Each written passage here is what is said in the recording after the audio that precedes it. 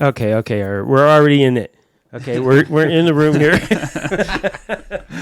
Oh my God, yes. Yeah, welcome to Prop Talk, another PMG sponsored, hoo-ha here with Mikey Bates. Mikey Bates, look at that. How about Mike Trudel? I got too many people in the room now. Today we got Michael Bates in the room and Brad Good.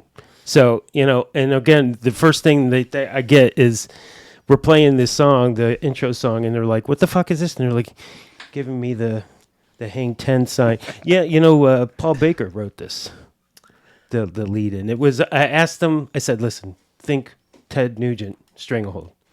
So, well, there you go. Where it came. So, hey, if you want to pick up a guitar and do a piece of yourself, that'd be great. Don't tempt him. I am tempting him. How are you guys? Good. Yeah? Good to be here. Yeah, right? I just have to say that, 6 degrees of Kevin Bacon. Yeah. I get 3 degrees of Bradley Good. Okay? Seriously, man. You guys, both of you, between the two of you, I think I used all the paper in my printer and all the ink. You guys are very prolific. This one's been doing it forever. I know. It's nuts. Yeah, right? It's been a journey, to say the least. Good God. Where to begin, right? I mean, you guys have worked together? Yes, we have. Yeah, a couple times. A few times. Yeah, like on what? You had me come do Horrible Bosses. He was on, Horrible Bosses, The Bad Words. Front Runner we did together. Okay. Jumped in and out, the Karate Kid thing we just did. Yeah. Drew. There's a certain point where it's just like working with your friends, just like hanging out. Yeah, exactly. The work's got to get done. But people you can rely on. Yeah, well, exactly, and get along with, for sure. No, I mean, before I came to L.A. and Pittsburgh, that was like my jam, man. I wanted to work with my friends. You have a second language. You don't have to worry about, anybody dropping the ball. They got your back. Yeah. Yeah. Well, for the most part, our department is so small compared to other departments. You just want to have some laughs. Yeah. Because it's so stressful half the time that you're like, you just need that release where you walk away from that camera and you can go over and joke about the most ridiculous crap that's happened to you all day long. Yep. It's so true. And it sounds like you guys have had a lot of ridiculous crap that's happened to you. Depends on the show. I know. It's like, I don't know, Mikey, where do you want to begin? I mean... I want to know something. I've known him a long time. Yeah. Yeah. Who was your first prop master you worked for? That's a good start. I don't know that story because I know a lot of your other stories, but I don't know who you started for. You never heard Michael Bates' origin story? No. Where are you from? Where are you from, Yeah, Michael? I don't even know this. Originally Los Angeles. You grew up here? One of the few. Family's all from New York. And where in New York? In Brooklyn. Okay. And, came out here, and I've been here forever. I go back all the time because I see family. Right. I've done it for forever. Well, I had a stepfather who did it. I was going to say, so you have family members who are in the business. What did your stepfather, was he props? He was prop master. Yeah. And, grew up seeing and hearing and watching and doing, and ended up in that line of business. Yeah. It was familiar. I mean, I wanted to make movies, but... Right. Well, yeah. So we all... You wanted to, direct and stuff, or...? Right. Yeah. Yeah. So, I dabbled in that a lot. Mm-hmm. Went to school and then decided I would earn while I learn, as opposed to... Right. My son's journey, which... it never turns out, or sometimes it does. But, first, I'd have to go back to, people like David Harshbarger and Greg Wolf. This was in the early 80s. Then as I got into the studio system... Hope Parrish made it all happen. She was. Oh yeah. She was the one that nice. Handpicked, because in those days, this system picked the staff, not the prop master and not the assistants, like it is today. You say, "Hey, who do you got out there?" And my buddies available. And then What do you mean by the system? Like, how does that work? Well, the property department at the studio, which was run by Hope, Yeah. found me, knew me, and she gave me all these great opportunities with these great prop masters. And they would staff up each show that's like Correct. on the lot, pretty much. Correct. Oh, interesting. I didn't know that. Isn't that crazy? And the grouping system back then, she would favor the people that she really liked and that were valuable, and she'd say, okay, tomorrow you're going to work 2 days with Gary Siebert on Knots Landing, and you're going to go over to Dallas with John Martino and things of that nature. So it was just like, man. So you would just work on the same lot on a whole bunch of different shows in your day playing back then, and just For as long as it would last. yeah. Did you ever work with Chris Aguia? No. You know him? Yes. Okay. Right. What lot was this? This was MGM. MGM. Because I started on Fame there. Yeah. And Lorimar was kind of catching fire. They were, the Michael Landon show was there, the Highway to Heaven, and Yeah. Knots Landing, Dallas, Falcon Crest, all that kind of stuff. Yeah. Crazy. So no prop master had any say on anybody that they had? No, the Hope Parrish was the one that. How did that go? Did that was that disastrous sometimes? Well, it wasn't as populated as it is now. Right. Each studio had 30 or so. I don't even know the number, but Yeah. Right. And so all your work was from that studio then. pretty Right. much. And then if it got slow, you'd venture out and, lead men or prop masters. And Right. Wow. that's kind of how I did it. One thing led to another. That's how I met Bill Petrata and things Okay. of that nature. So you work for Bill and Drew, or no? I've worked for Drew, Yeah. many times. He's worked with me. Yeah. Billy was fantastic. He was one of the greatest I ever did. I'll bet. Some of the stories he told when he was in here about doing Jaws, like where he was the only guy on set. Like, what? How does that work? It boggles my mind. Well, we fight for 5 people on our shows now, and it's like he did it with him. I've done many Right of back in those the day. days. Yeah. Yeah. You were left there by yourself a lot, but Yeah. Right, and so but the difference was that they waited, right, or they just made do. It wasn't, right. I mean, how'd that go? I mean, they would respect what you did, and Right. if they threw A monkey wrench at you, you would have the time to do it, right? or they would have an option that would suffice. Yeah. Well, Yeah. Or if you're Bill Petrata, you'll have some words and he'll still be throw the monkey wrench back. You at throw him. the monkey wrench back. Yeah. But you also had Mike Gannon, right, with you? Well, Yeah, so Mike was another animal. He was a very cantankerous, loud, big. historic figure to me. And being a young up and coming, you just kept your mouth shut and He was the got master. yelled at. Yeah. No. He was on the set with me. I see. But Billy trusted him, And Mike he kept using the historical upbringings. Shut up and Right. do what you're told. Yeah. and all that. You weren't allowed to have a Leatherman.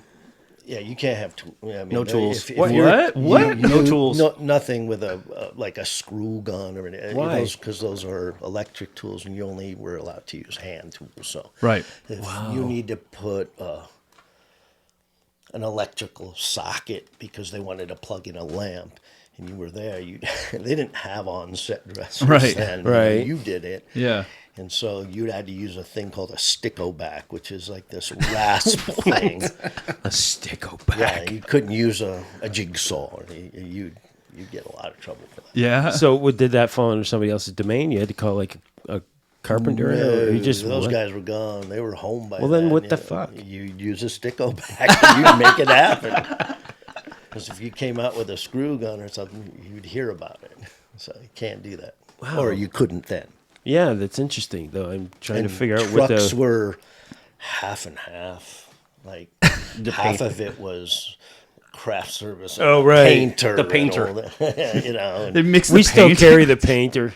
Really? Yeah, absolutely. The standby. Yeah. And almost 30 years, I've never seen a painter on a prop truck. Really? Never. Yeah. I've done a couple shows in the Yeah. last couple of years. Yeah, where we carried just the throw painter. their cart on there. That's Yeah. all. That's, Well, didn't like a gallon of paint spill in Bill Petrada's truck, and that was the last time a painter was ever allowed in It his was trailer. awful. It was awful.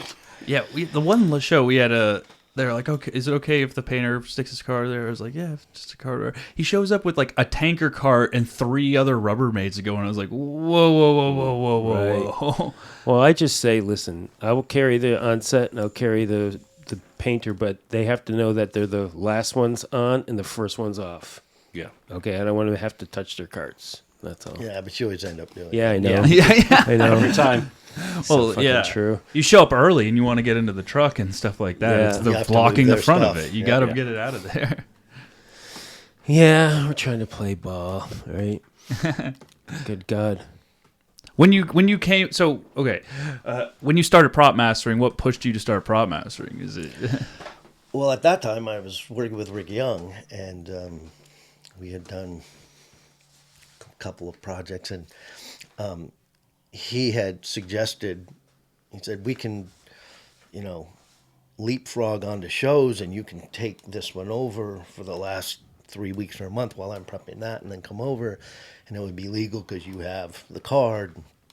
I thought it was a good idea, so took the test and did it. I had to go and have all my hours logged by Billy and Rick and Mark Wade and Right. all these people that I work with, Emily and such. Yeah. And once that was done, then I was able to take the test, and that was like almost took 2 days. It seemed like because you have to go in and break down the script, and then you have to go in front of a board, and then they have to vote if you're good, and then you do a budget. And What all was that stuff. what was the script? What It TV was show? Beauty and the Beast at Oh, that okay. time. Oh, a feature. Was it? It was pretty big. When did that all go away? Ooh. I don't think it ever went away. I never took a test? test. I never had to. There's to no break down a test. script. There's no test now. The test was your check cashed. Yeah. Oh, That was it. well, It was just they wanted to make sure you had all your hours in Yeah, as an right. assistant. no, Yeah, this you was when Al Price was running it with Ron Wally Keski, I think. It was Al Price and Wally, and then the next guy in line was a guy named Ron Cunningham. Yeah, I remember Ron. Those guys, and I think he and was Wal- like a Wally. drapery guy or something like that. I'm not sure, but it was a long time ago, 40 years ago or something like that. But it was on Sunset Boulevard across from the All American Burger.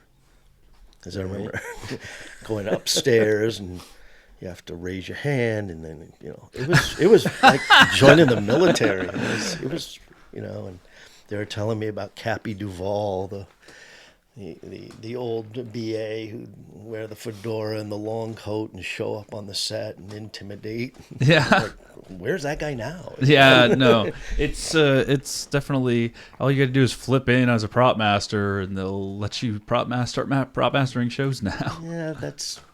I mean, then you end up sometimes with People people don't know that what don't they're have the right upbringing and Yeah. the training. Or experience at all. Yeah. Yeah. Right. Yeah, Yeah, it's a little scary. it's really scary. Well, but now it's kind of like, weeding, calling it out a little bit now, right? Because there's not as much work. So, I think. Right, but buying your way in is not really a better way. Yeah, I agree. I agree. I mean, because I know that with 52, I mean, it's still. They still have to take a test at 52. Yeah. Which- That includes plumbing, a sink, and all that jazz.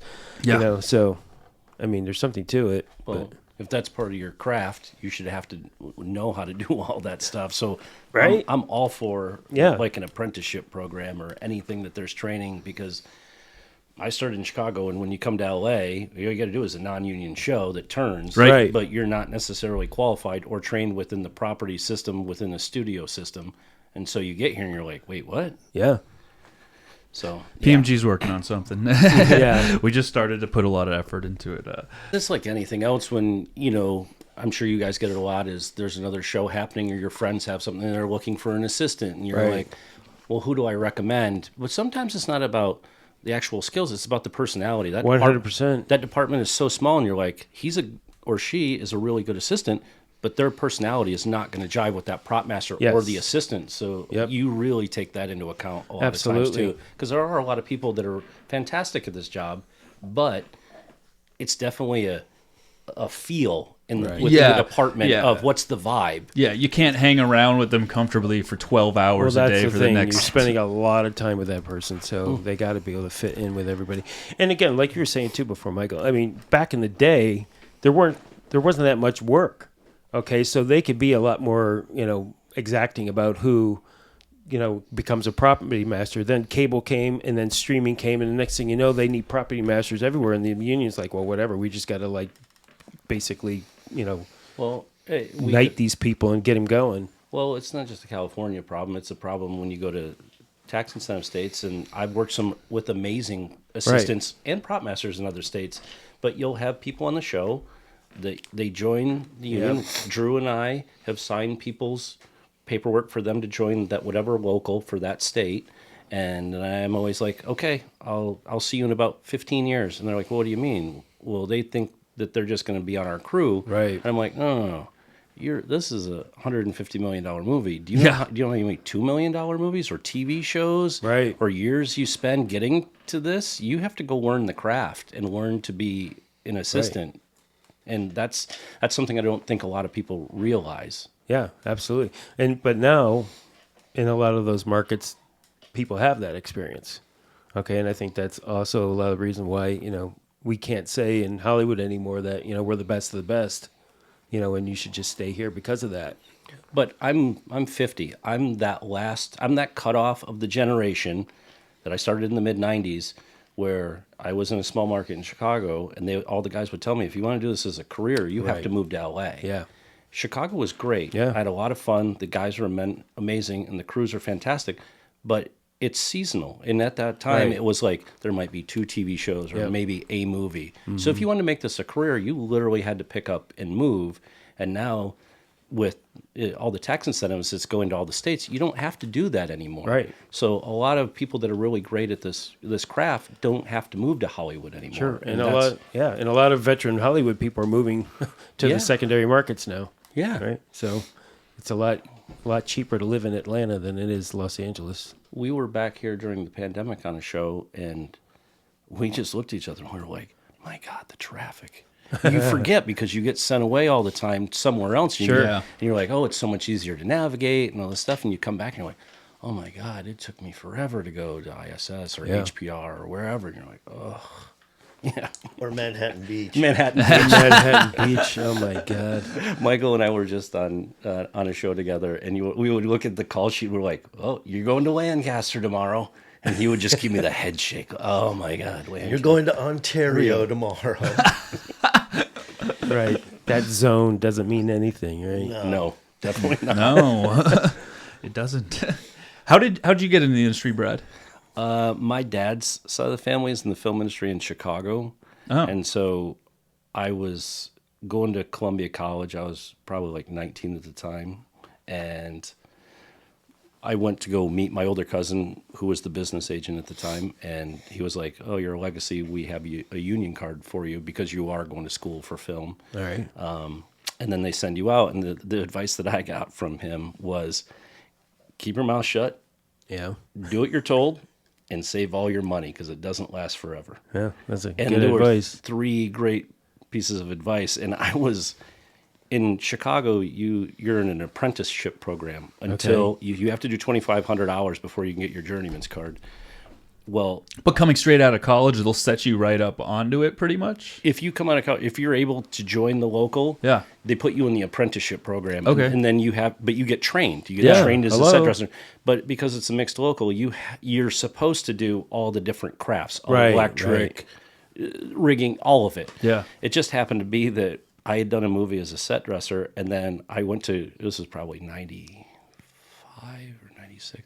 I was working, and I was on my apprenticeship program, and they sent me to go do the TV show ER, so it might have been in its 2nd season, so like they were all huge stars at the time. Yeah. I remember showing up, and we were filming on Lakeshore Drive, and we were doing a handball scene with George Clooney, And I looked over, and there were probably like 3,000 people watching us film on Lakeshore Drive. And I was like, what is going on? Yeah. Because I'm a kid. I don't watch Sure. or whatever. Right. And my boss, God rest his soul, Bobby Volpe, was the greatest dude. And he knows him. He was fantastic. He looked at me and he goes, hey, we need a keg of beer for later on. We're doing a softball scene, and they want real bit. They want a keg of beer. I said, okay, give me your keys to your car. And so I drove up to a liquor store. Distributor. I bought a keg of beer, and I came back and I put it on ice, and I threw him the keys, and he's like, hey, wait, how old are you? And I said, what's all the fucking questions? You're writing a book? Let's ask a few less. Let's make it a mystery. And he looked at me, and this is the truth. He said, you remind me of myself when I was your age. If you were younger or I was older, one of us would be dead, the other be in jail. And he said, I have this TV show that just started, and we're only on episode 2 of 24, and my assistant is going to LA to get in the craft service union. And of all people, it's Amy McCarthy Wynn. Oh, really? Yeah. It's her brother, JD. Oh, he was wow. Bobby's assistant, but see. he was going out to get in the local 80 to Okay. do craft service with his brother-in-law, Chris. Okay. And so I didn't even know how to fold a prop chair. I'd done props for Wow. 3 days. And at the same time, I was telling him, like, well, I'm going to Columbia College for, to be an editor. And he goes, fuck college, you're never going to learn anything. And I said, well, I'm in like year 3. Right. And he goes, well, I'll tell you what, since you're so hell-bent on this college thing, how about this? How about you go to school and I'll teach you props? I said, well, what about work? And he goes, well, if you have class, just tell me, and I'll have the Teamsters drive you to school. Wow. So I would be standing on set, being an assistant. I was the third. Yeah. And I would be like, hey, I got to go to class. And the Teamsters would pull up, put me in a 12-passenger van, no matter where I was at in Chicago. They'd drive me downtown. They'd throw the hazards on, double park. I'd go up to class. Wow. Come back down, go back to set. And I did that for about a year and a half. Whoa, did they keep you on the clock while you were in class? No.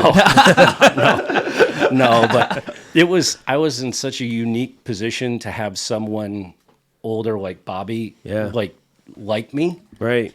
that I was given an opportunity that so many people were not. Yeah. And once again, I think it's just personality Sure. at that point. But at the same time, you have to do the job. We were working like 80, 90 hours a week. I would show up early. The Teamsters would let me open up the truck. Right. I'd pull all the props. I'd go over the call sheet. Yep. So when the first assistant showed up, the cart was Ready to roll. ready to go. And then, when they're on set, I'd be pulling the other props and leapfrogging and putting stuff away. And in Chicago, you're not there for stage work. You're there for the scenery, Michigan Right, Avenue. And all location. stuff. Yeah. So you're doing 8 company moves in a day. Right. Yeah. So you get really good really fast. Yeah. You're shooting 9, 10 pages and you're doing 8 company moves. You're just like running around as fast as you can to get it done. And in the winter. Like our new business, the riggers. Yeah.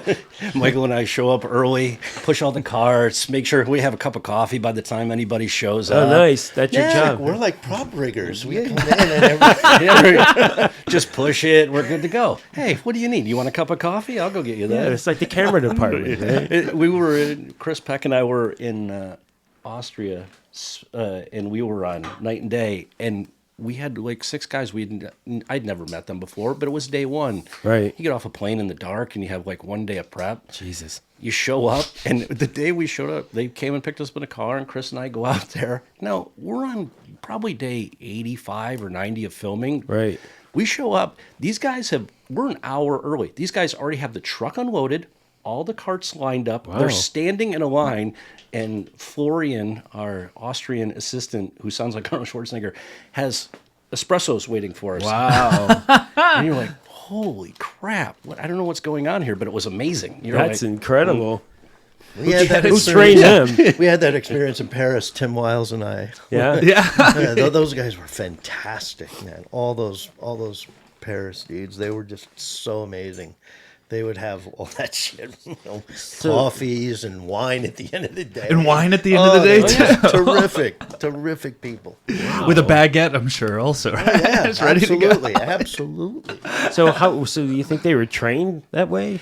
I don't Or know. is this just their I culture, I or think what? it's just their culture. I don't know, but they were all really great assistants. They were fantastic, actually. And you're like, wow. I was in Budapest twice, and I had this one assistant. We called him Kitschy.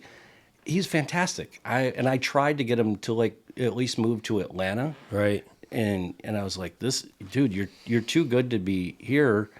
But in reality, in hindsight, Budapest is booming. On fire. And he's an amazing assistant. Yeah. I would have him on any crew. Yeah. In any state. He's fantastic. Absolutely. Yeah, I mean, again, you came from a secondary market. I came from Pittsburgh. It was the same thing. People at LA would roll in and they'd be like, "Oh, you're great. You should come to LA. You could do much better." It's like, I like living here, man. Yeah. Pittsburgh's cool until it got shut down by the union. Yeah. But, that's when I made the move out here. But, hardworking people are everywhere. Yeah, I had a great experience in Pittsburgh. Yeah. Great people. But did you work with Tommy Garrigan? I always have to throw that in. Yes. Jay, I thought his name was Jim. James. No. Was it Tommy? Yeah, Tommy Garrigan. And then the guy with the dreadlocks. Oh, in props? Yeah, I don't know. Forgot his name. I always called him Counting. He's a sweet kid. is this the Tony Scott thing where everybody gets a nickname? Where? Well, no, this was just in Pittsburgh on Dark Knight Rises. Right. And the guys in Pittsburgh were just really great. Yeah. Really nice people, really hardworking. Yeah, great grip electric crews there too. But it was hot. Oh, hey, better than winter. Dude, it was hot. Okay, when it's like 22 below.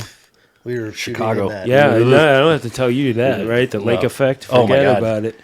You're like, if I'm going to do this, I'm going to do it where it's somewhere warm. Yeah, I lived outside of Chicago for a while when I was a kid, and I delivered the Chicago Tribune. Oh, man. Those Sunday papers were like 10 pounds each, man, on my toboggan, like up to my waist in the snow. That builds metal, man, let me tell you. People don't realize that there's ropes along the sides of the building down by the river. And, Right. and it's for you to hold on to as so you the don't get hawk blown blows into through there. Yeah, so you don't get blown into the river. Seriously, that wind was ridiculous. That's hilarious. Wow. So what brought you into LA then? You worked out there for a while. I worked there for quite a long time, and it was finally... It was you. It was Mychael. I was doing a TV show, a sitcom, of all things, in Chicago at the end. I was doing a sitcom, which I don't know how many sitcoms they shoot outside of LA. Probably not many. Not many. So I had this amazing experience with Jim Burrows had a TV show for Joan Cusack. Okay. And there was an assistant with me who was my mentor, who trained me. His name is Aaron Holden Jr. Mm-hmm. And he ended up working for Steve Melton doing the movie 8 Mile. And my show got canceled like a week into filming of 8 Mile. And he's like, come on.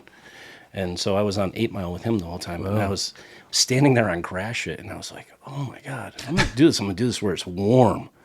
And so I at the end of that movie, I just kind of packed up my apartment in Chicago and was like, it's now or never. And it was, at the time I was like 26 or 27. Okay. And it took me about 2 years to get in. I had like 27 days, 1 year, and I couldn't get the last 3. And I had to keep going back and forth to Chicago. Because you could get jobs out there, right? Yeah, that's what I did too. Yeah, absolutely. In Pittsburgh, I could get jobs there, and then you'd come back and you'd work on non-union stuff, trying to get your days. Yeah. But sticking it out was probably the best move I ever did. So you guys knew each other before you moved to LA? No. Okay. To me, he came out of nowhere. And he became like the best kept secret in Hollywood between like Brad Einhorn and Brad. What was the other guy? They were all Brads. It's a world of Brads. All Brads. It was Brad Einhorn, Drew, myself. I mean, just like this guy. Harlocker. Harlocker and Chris Peck. Yeah. And it's like, who is this? Who is this guy? He's just...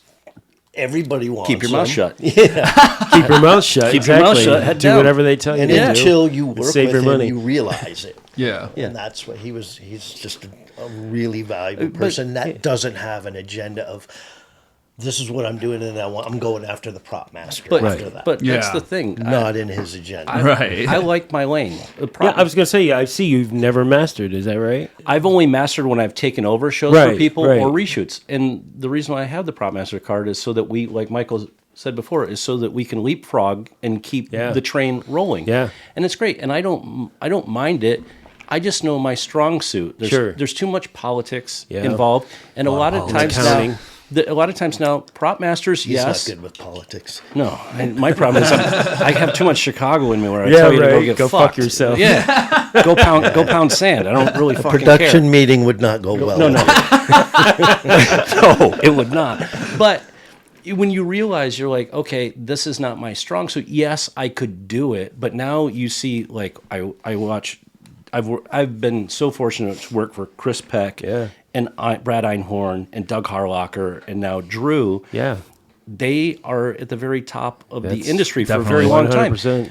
Between the time that they spent designing stuff, and they're all amazing at design, their taste is impeccable, but the research skills are amazing. Yeah. And that's what the thing that I learned the most out of all of them was you have to do your own research and prep. 100%. And if you can do all your own research, then no one can question you once you get to the set, is this right? Right. Yeah. And that's the best part about prep. But these guys now spend so much time on labor and budget and cutting 30% here Right. and the changes there. Where me, I stay in my lane and I handle what you need handled on set. I look at Right. myself as like a day manager. Yeah, yeah. You're the manager of the overall foreman. agenda. Yeah, I just Right. kind of keep the labor moving and make sure that I Right. keep you up to date as like what's changing or what we need. So you're running the set.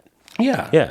Yeah, and because these guys have bigger problems to Yeah, worry right. about, a set that's working in 2 weeks, but they've dropped all this stuff on him. Right. And I just try and take as much off from them as possible. But for the most part, prop masters now spend so much time sitting there staring at a spreadsheet and a budget know. and all of it that you're like, oh my God. Yeah, that's It's the part fine. of the job I don't like. Yeah, and no prop master Yeah. likes it. And you're sitting there and like, why did it take me 2 hours to get through 10 POs and 6 Yeah. check requests? Yeah, And- well, I don't do accounting anymore. I tell them, I'm like, you do not want me doing anything with math. Yeah. Okay, that's why you need to hire my assistant because she will save you money. Trust me. And everybody has that person. When I Yeah. work for Drew, it's Hannah Hinkle is amazing at that job. She's fantastic. Yep. And then Doug has Alexi Wilson, who once again is fantastic Right. at all that stuff. You have to find people Exactly. that Just- complement your yep. personality and Yes. keep the whole thing moving. Right, exactly, and everybody has a job, and everybody has a strength, like you said, and it frees you up to be creative, to do the research and to do the hard, finding the props that you need to do, not having it again. If I had to deal with POs and stuff, that would make me insane. Even though, and now it's all digital too, which is crazy. So approvals are easy. I just go click, click, click, but. Again, I mean, having that person. Do you do all yours? No, I don't even know how to do the click, click, click. Chris, he can barely send an email with an attachment. Let's just be honest, right? Hey, yeah, No way. that's a lost cause. I hear you, right? Who the hell wants to do that? Here to prop a movie, not to look at a computer. Yeah. Michael and I were on a movie, and they had fired the prop master. The biggest lie ever told to us was, you just have to come in and massage the props. It was more of a Jesus. It was more of a personality conflict. And then we Yes. get there, we walk in the door. They're like 18 days from filming. We walk in, and the prop master's got his feet on the desk and goes, "Oh, you're the new prop department here to replace me." And we're like, "Yeah, you want to show us some stuff?" Dude, he had nothing. And Michael and I walked out of that room. And we went to that Wendy's, and we just sat there, and we didn't know whether to laugh or to cry because Right. it was going to be a disaster. We're in trouble. But we did it. We did it. Of course you did. But we sat in the office for like 20 hours a day for 18 days. Right. To get up to speed, because there was like 22 cast members in every scene, and it was period. Oh my Lord. And yeah, it was not pretty. But again, it's one of those things that having him was Yeah. so Exactly. monumental to completing it and doing it right and Yeah. doing it well. And they were very thankful. Yeah. And to keep the I'm energy sure. up, it sounds like too. That's what I'm saying. I've only seen you on set, I think once or twice, and it was immediate. It was like, well, the energy is electric. That's especially when you two are together. I've heard somebody say it's like, oh, we got to keep them on separate units because it's just. Andy said that though, right? Yeah. I think probably Andy. Yeah. No, you just like to. We're not curing cancer. We're there to have a good time. Really good time. Right. And I just you like working with your friends. Yeah. And with us being gone all the time, he's gone. him and I don't know a lot of assistants in LA, and that was the best part about being on this last project. I met like 12 amazing assistants I agree. that everybody chipped in. Everybody had a great personality. We had a lot of fun. It was super busy. And It was a fun set to be on. it was a fun Wait, what set is this? I can't say. Oh, okay. Nice. It's not. It's in the can. But in addition to have that luxury to meet these young, inspiring, wonderful people that I never knew about, and they are out there. No, I know. I've been meeting them too, and they're very impressive. Yeah. And it makes me feel good because for a while there, I was thinking, a lot of people are retiring, Yep. getting out of this business, and what's going to happen? And it's like a lot of these, Mikey's one of them. It's just like these new people coming up. It's amazing. Well, I worked like I said, a day, and he calls me 2 weeks later and was like, "You want to do this movie with us?" I was like, Yeah. Jesus. Okay. Here's the thing about our industry. I stand there on set and I read people all day long because right. you're trying to figure out how to deal with that actor because that actor is different than that actor is different than that actor. When can I talk to the director? When can I talk to the director? Yeah. How you got to read people all day long. And it's the same thing with assistants. You know when people get it. Yep. And you're like, okay, this is someone that you could dump a bunch of stuff on and they would handle it. That was the luxury. We did the reshoots for Karate Kid together. And how was that? It was fun. We had a good time, but there was a lot of stuff that we didn't get answers from, and Drew didn't have answers because they weren't giving him information. Right. But Drew was able to go one way, Mychael was able to go another, and I was able to go another way, and we had a lot of fun. And that's the beauty of it. You do it for so many years. It's like second nature to you. You could walk in, no matter how screwed up production is, you know what needs to get done. Yeah. And then it's about, like you say, reading people, figuring out who is it that I have to talk to be able to get this thing done. Yeah. And who's going to be the problem, who's going to be the solution. It's a skill set for sure. That is definitely a skill set, and more often than not, your day will depend on how that actor responds to you. Like, it could be a very bad day for you. No doubt. No doubt. Yeah, so let's talk about that a little bit, Brad. As far as like dealing with actors on set. Yeah. Yeah. So what's your advice that you'd give to people the most about working with actors? Be seen, not heard. Mm-hmm. Be close. You shouldn't. If you're in my position, you shouldn't have to wear a walkie-talkie. I stand next to the camera all day long. God, you're my hero. I don't ever leave. Yep. I go to the bathroom at lunch, and I go to the bathroom when we wrap. Right. But for the most part, you stand there, and our position is so different than a lot of others because our department handles, as Drew likes to say, we handle everything that all the other departments don't want to do. Exactly. We pick up the slack. So while the prop master's out doing all these things, he might not be concentrating on what's at hand, but you're trying to read that actor. And in our world, in the world that I live in, Right. those actors come with their own hair, makeup, and costume people. Right. The first 3 or 4 on that call sheet. Exactly. So I'm not on their payroll. So Right. I have to learn how to figure out how to interact with each one of them separately.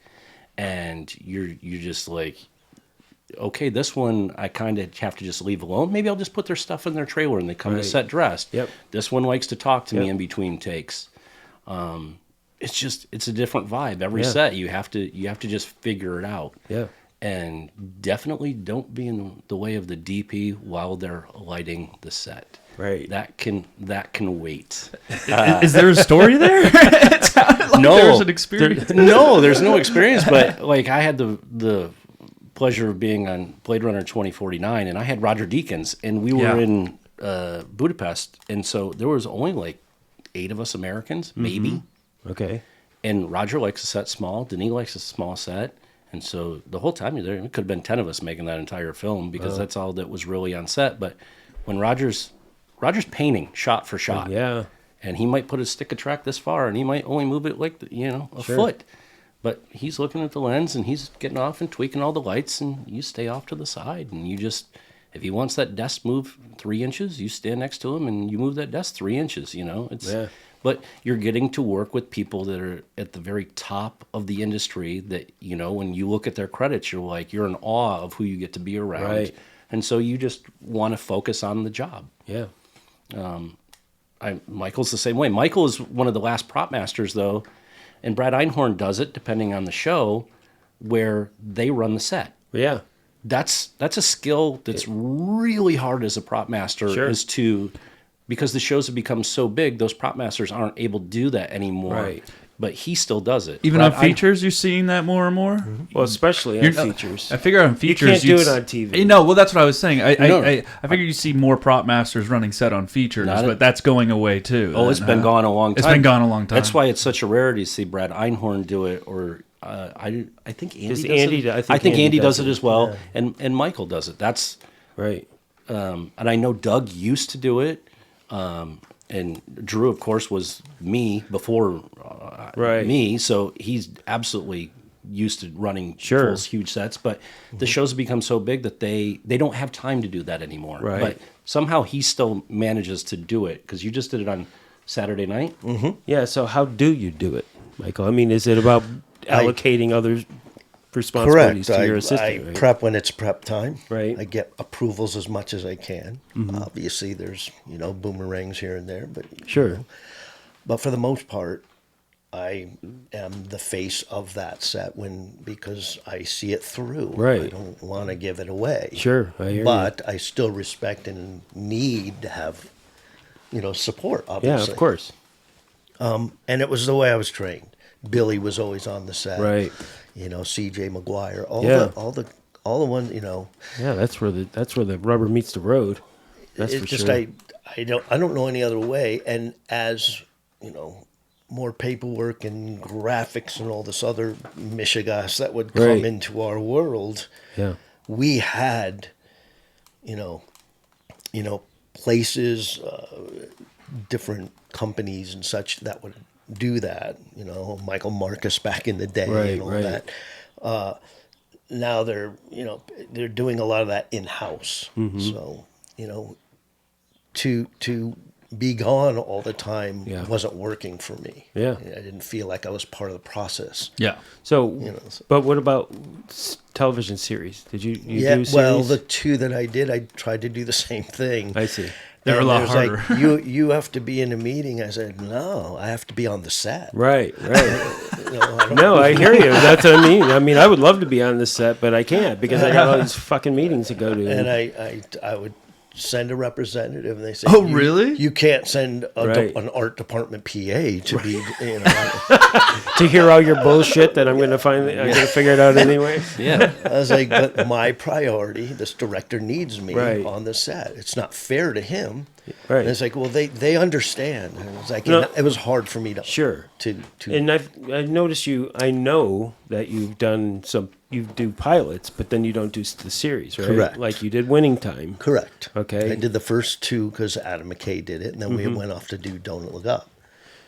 So you guys shot the 2 episodes Correct. as the pilot? Mm-hmm. I see. Okay, cool. And then we went off to Boston, and another gentleman came in, and and then you ended up. I did season 2, absolutely. Which was fantastic work with your by the way. And so was yours, So you guys set me up. Okay, so, that was a tough show. Yeah, it was. Yeah, season 1 especially that I did not do. So, again, I got grandfathered into that show, but it was a beautiful deal. And I love those people. And you also did, I noticed that you did the pilot for the remake of Melrose, right? Oh, gosh, yeah, that was a long time. Because I did that series after, Yeah, that was your follow-up a documentary guy. What's his name? Shoot, I'm sorry. Oh, the director. He was Guggenheim. Davis Guggenheim. Correct. Yes. Yeah, that was him. He was a documentary guy, and he was doing and I loved his work. I thought he was a fantastic director. I was like, why is he doing Melrose? Well, he did the pilot for Melrose? I would have never probably done it without that guy, so I was interested in him more than the job itself. Right. I like Davis. I really gravitate towards really amazing artists. I like to work with those people. Yeah. You trust if you can't be in a meeting because you're running set, you trust just anybody to just go in? No, anybody. Well, you said RPA, so I was like, what is going on? I trust one of my picks of my Right. team. Right. Whether Yeah. it be Brad or whether it be Tim Wiles or whoever's working with me. Well, yeah. Okay. Those are the people that are going to ask them from a prop master's mind the correct questions. I was Yes, using yes. the art department PA as a funny joke kind of thing. You can't just send someone, funny. right? Because I didn't do that. I Right, sent right. one of my department. Yeah, that makes sense. And Professional their assist filler. response was, "We want you there, not." When Yeah, you're-" right. I get it. It's like, TV's but a completely anybody different there is animal. going to be able to answer on my behalf, and I Totally. trust them, Right. as I do Brad or any of them. Yeah, he's going to be able to ask the right questions. That's All right, so with a good joke too. Yeah. Every now and then I'll zing one in there. that's good. So all right, so you do a feature, you do the prep. Correct. You prep the movie. Obviously, you're never completely done before you camera rolls. So how do you manage like things that haven't been done yet? So you're just in constant communication with your assistant prop master, who's actually your shopper and buyer and doing all this stuff that you were doing in prep, right? One of them, yes, correct. I would have. Tim is a perfect example, Right. Because Tim does a lot of Adam Sandler things, which Yeah. are constantly on the fly. Yes. Which I've worked with him Yeah. on many of them. Yeah. So Comedy. Tim's used to putting out fires. He's Right. excellent at it, Yeah, and he's so fun and Yeah, such a I love that sweetheart, guy. and So I love fun. him so much. And he's a brother. He's got my back. Yeah, he's I'm one sure. of those guys. Yeah. So he's like, you do, you go with your director, you do your movie. What do you need? Right. I need you to go to Lewis and get this, and I need you to tell him these notes, and I Right. need you to. Yeah. And that's how it works Right. for me. Yeah, yeah. No, that makes sense. So, like, do you like have a meeting in the morning before? Not call, necessarily. or, I you would know, have a like, meeting at when lunch? it needs to be. I see. If we have to address something, then Right. we address it. But it's not some formal everyday Phil Shea Sure. type of thing. Right. 'Cause Phil was, Phil loved the meeting. we all worked with Phil. Seriously. we I all. never- And God love him. Explain the film meeting. Is The that film meetings with me is, okay, for instance, we'd all do our movie. We'd know when we were off. Yeah. We would all call Uncle Phil. We'd say, Phil, I'm off October 13th to November 27th. I start. Okay, you start on Monday on October 14th, and you're here until you have to go. Yeah. And he'd go in there, and you'd see myself and Andy Siegel and Hope Parrish and Tim Wiles, like all these big time yeah. on this show, and he'd have 19 people on the set, 22 shoppers. He had so many assistants. At one I point. hear this all the time. I'm doing Phil's show now, right? Okay. He did St. Dennis Medical. He did the pilot. yeah, that's right. And I got the show, and I've been trying to live in the shadow of Phil Shea ever since. Just his footprint alone, dude. Dude, I'm telling you, man, I had to give it You'll up never because do- yeah. I was like, there's no way I can fucking do this shit. But then the crew's telling me, well, he had like 6 times more people than they're giving you, and I'm like, well, what the fuck? Well, that was Phil, and I'm like, okay. They would. I I think understand. the producers just wouldn't say no to Phil just because they didn't want to listen to him. Yeah. We'd show up and there'd be 5 or 6 assistants on sets, and Right. then it'd be like I would be there with him or Tim Wiles or Andy. We'd all be like, okay, well, what do you want us to do? Oh, We're gonna go get coffee. Yeah. Okay. But the meeting, getting back to the meeting, Yeah.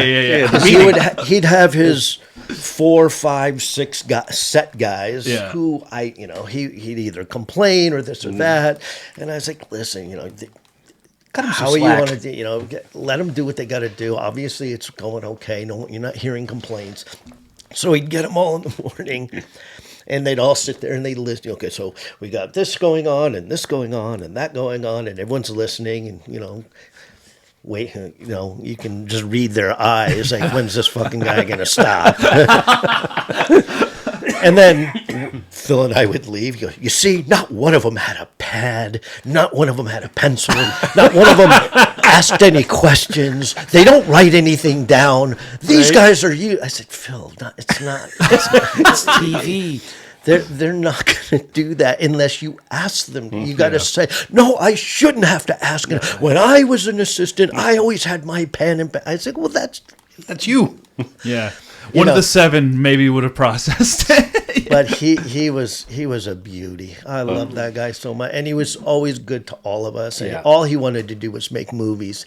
And I gave him that opportunity once. I remember one time he was like, I want to do a movie so bad. I said, let me talk to some people. Yeah. I said to Brad Einhorn, I said, hey, Brad, if you do this movie, you should try to hire Phil. He really wants to learn that whole world of how that's done. Film, With somebody at the top of their game. And he's like, well, will he annoy me? I said, well, yes. Yes, everybody ignores Einhorn. I was going to say, are you breathing? It was just hilarious. That's funny. Yeah, that might have not been a good matchup. I know. I was just trying to help. Well, once again, we're back to the personality. That can be amazing, but if you're just the personalities don't gel, it's going to be a steel cage death match. I mean, I happen to love Brad. I think he's an amazing artist and a wonderful 100%. person, a good friend. We get along great, but I can see where you can rub him the wrong way. Sure. If you ask something stupid. No, I know. Well, when I was prepping Mychael, the Michael Jackson movie, I was working with this, I'm not going to say his name, but this UPM who was such a nightmare. I know. You know what it is. You know who it is? I mean, okay. I'm pretty sure. Yeah. Okay, we said it. When I was leaving the show, because I was like, okay, I'm not going to do this for 7 months with this guy. Okay, he's so disrespectful. I just can't do it. So we're talking about other prop masters to maybe take over the show. Gay Perel, I told Gay immediately, I said, you should check this out because, Gay's got tougher skin than anybody I know. She could take it all. But then Brad wanted to do it so bad because he loves Michael Jackson. And he loves period stuff. And he was like, I called him. I'm like, dude, I said, you do not want to work for that. You would last 15 minutes with that guy before you would rip him a new asshole. Okay, so just do yourself a favor. Just don't even go for it because it's just not going to happen. Yeah, that feels about right. Yeah, because I'm sorry. So Nancy Haig was the decorator on it. Her and I love Nancy. I know she's the best. I will follow her into the depths of the world. But her and I were having the same issues with him. And finally she got fed up. She's like, I'm out. I'm like, well, if you're out, I'm out. Okay, because it's hard enough to do this show, but if you're not going to do it, I don't want to do it either. So we both were leaving. So when they were interviewing new set decorators, I think they talked to Jan Pasquale. And what Householder said to her was, so how many furniture pushers do you need for your crew? Wow. And she was out. It's like, okay, great. Thanks a lot, fella. Yeah. So I don't know if that movie's ever going to see the light of day. Well, they're doing reshoots right now. I know they're doing reshoots, but they got a lot of... Trisha's doing them, right? Trisha's doing it, yeah. Yeah. And I think Jan is doing it. But, I don't know. They had a lot of legal issues that they have to overcome on that show still, too. So I'm not Please tell me they didn't get the rights to the music. That would be amazing. Oh, my... They didn't? Oh, my God. How do you make that movie without the musical rights? There was some screw up, because they were working with the family. Yeah. Okay, but there was, I guess some people didn't have as much, rights that they thought that they did. So that was an issue. And again, I should probably...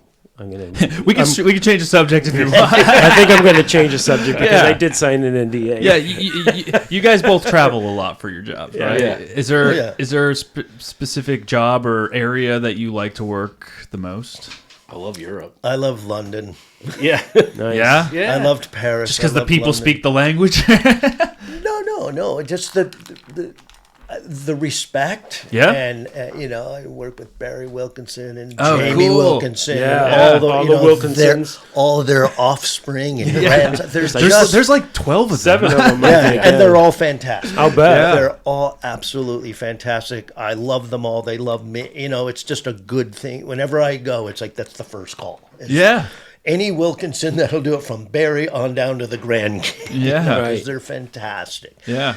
Jason was great. They're just all wonderful people. You're like Michael Caine. Where and how much? So when you work in the UK, do you work under the UK system?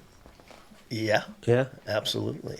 But in that situation, Christopher Nolan doesn't like the UK Right. system. Yeah. He only wants to use the American system. So, that there's, they have like an on-set art director, not a set dresser. Right. And So the on-set art director does the on-set dresser type of stuff? yeah, but he wasn't having that. Yeah, but they also they bring 4 set dressers with them. So the on-set art director is the one that answers the director, but then they turn around to, hey, and then 4 guys come in and do. I So it's see. like it's like a game of telephone. He talks to Right. one person and then turns to the other 4 people. and Oh, has them interesting. And Chris is a man of very few words and doesn't like a lot of people. He likes like Stanley Kubrick filmmaking, like 4 people in 4 years. Yeah. Right. I said 4 people and 900 takes. But he doesn't do that many takes. What I'm getting at is he doesn't like a lot of people approaching him. Yeah. He Sure. likes just So I tried to explain that in America when we were shooting in New York and Los Angeles and Pittsburgh and so on and so forth, because they had set dressers. I said, listen, just don't approach him. Just Right. go through me. Let me, Yeah. and I'll let you know what, blah, blah, blah. Well, it's not going to, that's not how I do things. I said, Oh, God. It's going to and be. It's gotta be. and boom, that person would be gone. Then the next person, would be, I was like, you're not listening, And like the art director did the same thing in London. He's like, Michael, don't have that. I don't want to talk to. I only want to talk to you. Right. I had like Matt Cavallero, who was one of the top tier yeah, guy, 100%. and he's a great friend and a great guy, and he worked with me, and it's like. Matt was like, what can I help you with? He's like, find Michael Bass. I was like, sorry. Yeah. But, I love working in Europe. I mean, Yeah. I haven't really gone Eastern Europe too much. Right. Was in India, was in, Nice. London, Paris, Scotland, all these Yeah. different joints. But, I love it. I mean, So America. Eastern Europe, you'd still like to work out there, I though. would go to Budapest in a Yeah. second. Sounds like you've been there a good Croatia. amount, huh? I've been there twice. Yeah? Well, we filmed also in like Spain and Austria, French like- Polynesia. Yeah. You and I were both Yeah, in. we We were went in to- the same resort, but years apart. I was in Bora Bora. Yeah. Nice. Bora Bora. Oh, man. Boring. Really? Newlyweds and nearly dead. Yeah, it's all those little bungalows with the see-through Yeah. floors and stuff, right? Yeah. In the water. Yeah. Your internet's $85 a day. Your breakfast is like $75 a day, and they never tell you how much your per diem is. Yeah, You're it like, was- wait, that drink is how much? Right. That It beer was- is it was $36 awful. bucks. Yeah. Wait, what? Like Really? nothing's covers anything. well, you don't know, and then you find out production's picking up your internet, and they're picking up your breakfast, and they're like, oh, I can float for dinner. But what I did was at the St. Regis we were at, I made friends with the guys at the sushi bar. Yeah. And Doug and I would go sit in, and you'd look, and you're like, a plate of sashimi was like $75. Holy My Lord.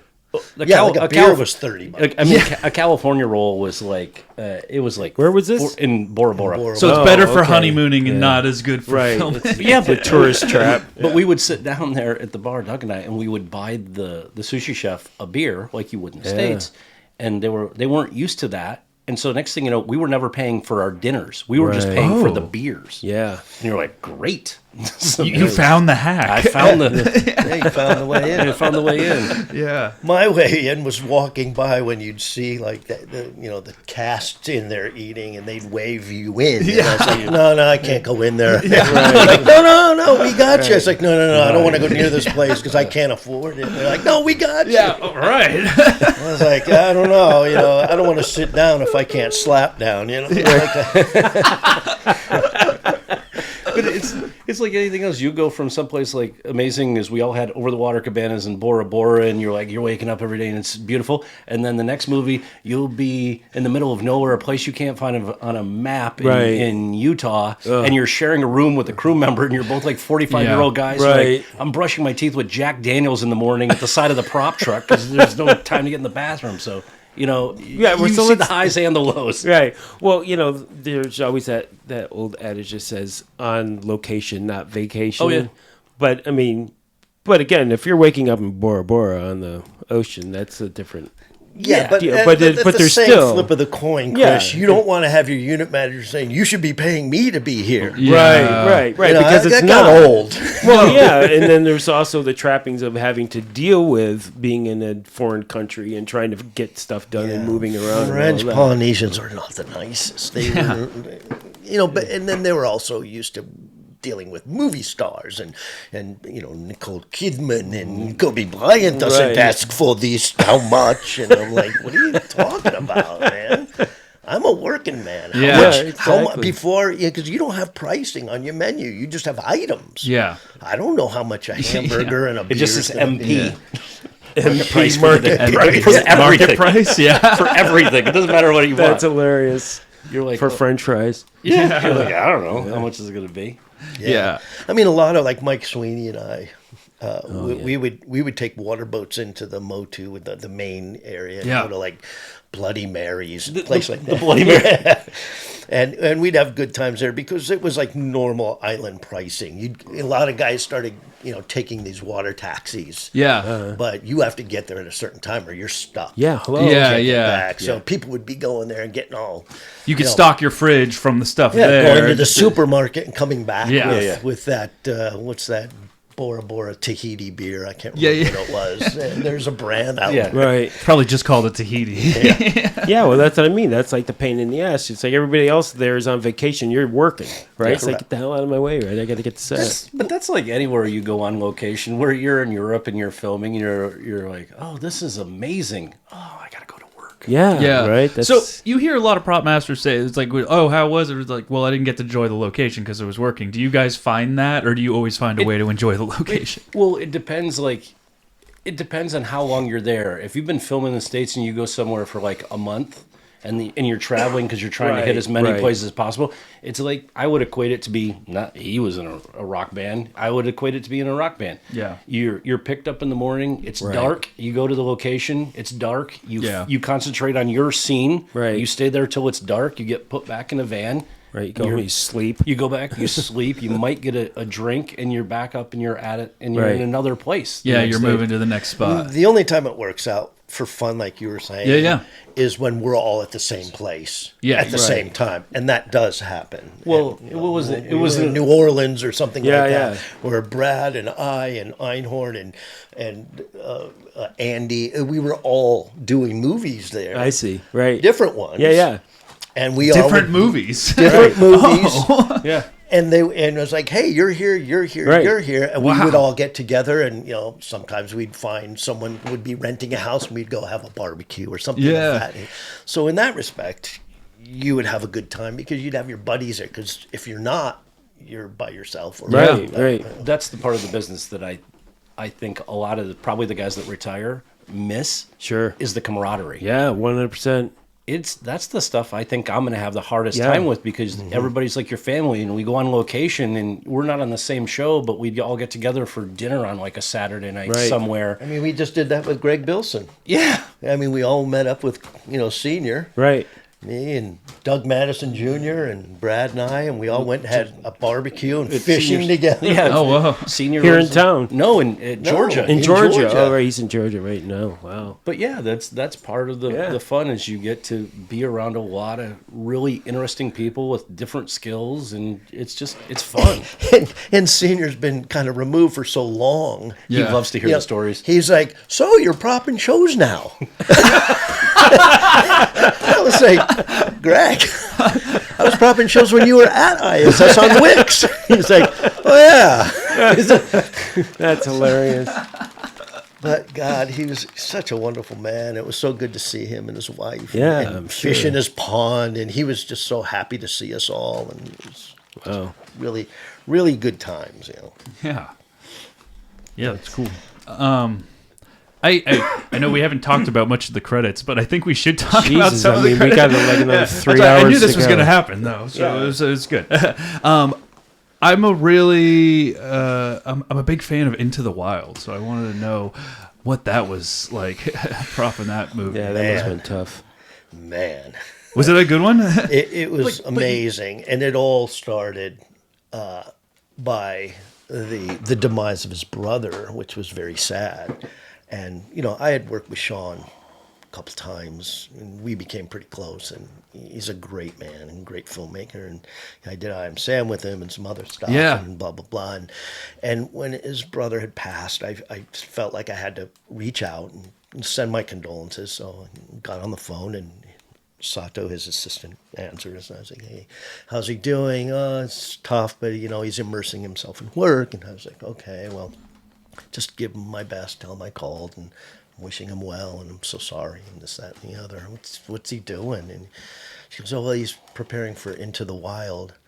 And immediately, from condolences, "Wow, I would love to do that movie." And I was like, did you know the book already? I already knew the book. Knew the book and everything. I read it and I loved it, and I was like, it was just such a fascinating read and such a fascinating story that when he was doing it, it was just like, oh my God, And he had me do it. My brother started it, so it was really great to work with my brother Eric. Which was fantastic. Yeah, I've got a double Bates one time. I had him, the two of them together,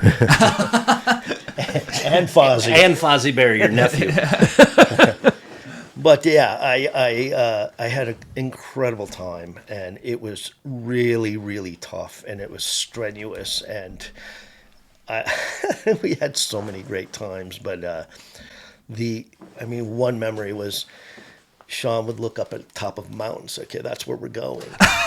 And I was like, all right. And I would take Emil's backpack, and we'd stuff all of his makeup and hair and shit in it. And we'd start hiking up. I have the fucking canoe dragging by the back of my neck. And Sean and I and Emil were going. We'd turn around, and no one's behind us. I'm like, what the fuck?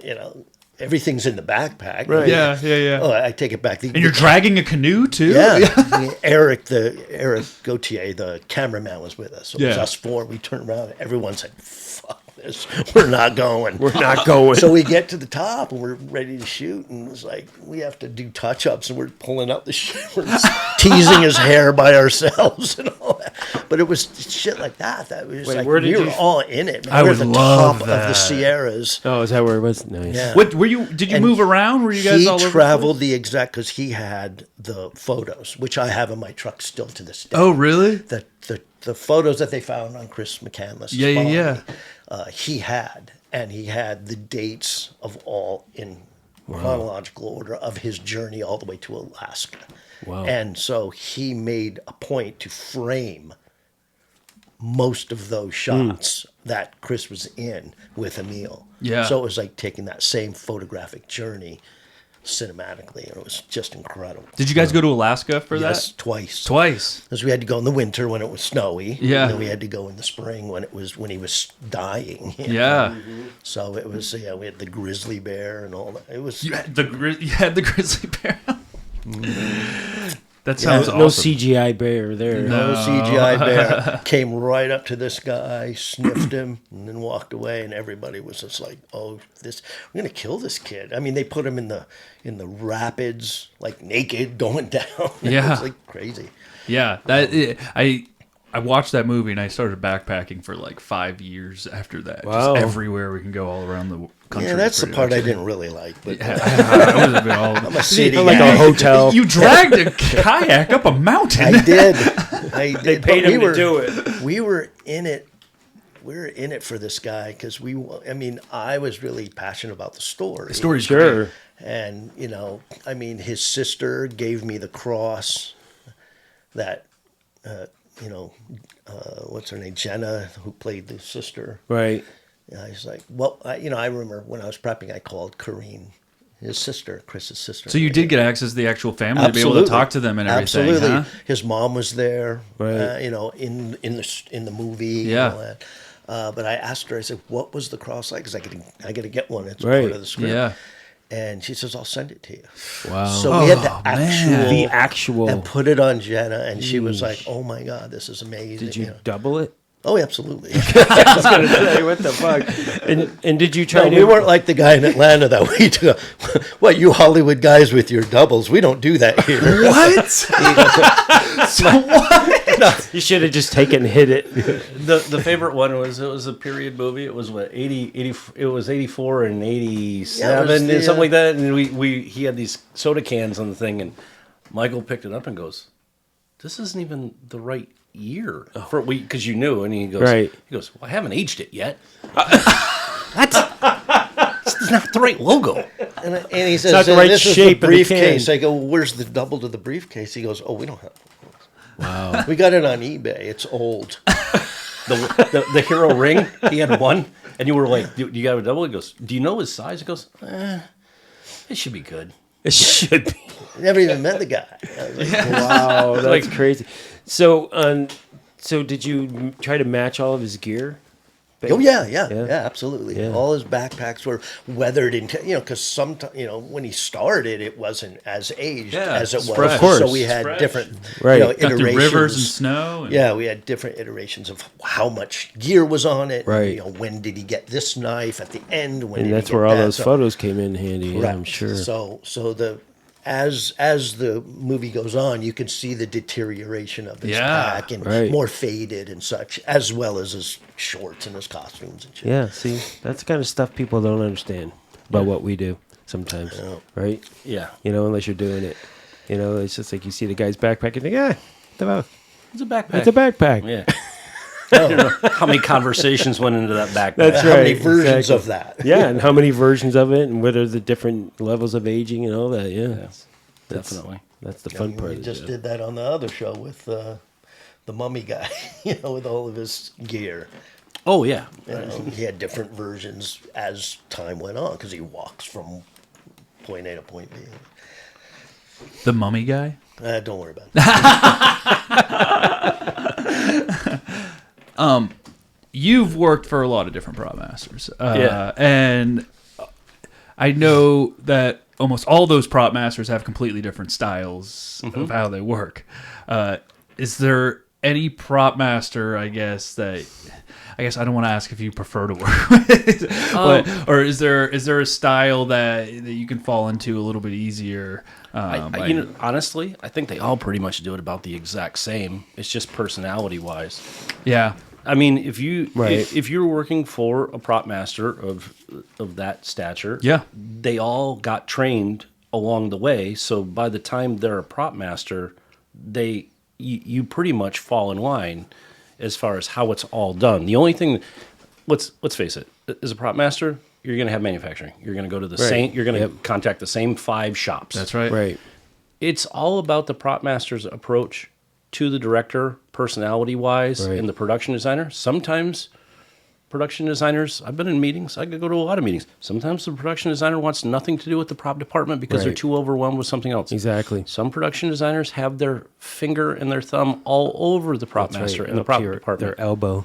Yeah. Yeah, so it's all done a little differently, and it's just a little bit how they can maneuver and find their own path to have a relationship with the director Right. to get the straight answer so that we're not playing a game of telephone. Yeah. And it also, honestly, you'll know this. All prop masters know this. It also is, what's the director like? Is Yeah. the director It's decisive? more about the director and the production designer. Is the director style than- decisive? Yeah. Right. Because if a director needs to be a leader, he needs to have a vision, and he needs to have the ability to answer questions that he's not prepared to answer. Yeah. And I have the theory that when they don't answer a question, it's not that they don't know, but if you don't answer the question, you're never wrong. Right. And they just kick it further down the road. And so all that does is put pressure on the prop masters that I'm working for to where you see them staying, 16 hours in a prep day, and they're pulling their hair out and nobody can give them an answer.